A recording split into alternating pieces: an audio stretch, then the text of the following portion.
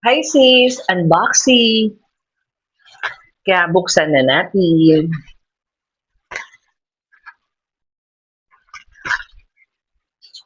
So, ayan, nabukas na. Ayan. Naka-bubble wrap. Ayan. So, ito na siya. Mabigat sisi.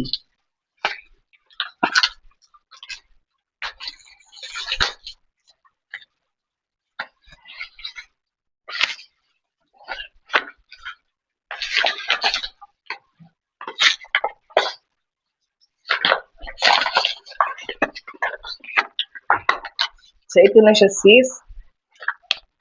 Kaya namang mabigat. Kasi umorder tayo ng Petlicious dog food, oo.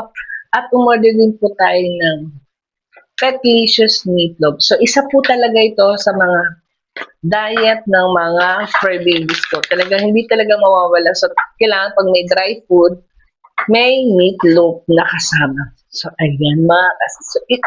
So, ito po talaga ang diet ng mga fur babies ko. So, kasama po talaga to sa listahan ko at hindi talaga mawawala ang Petlicious, dry food, at itong meatloaf para sa kanila. Ayan, sis.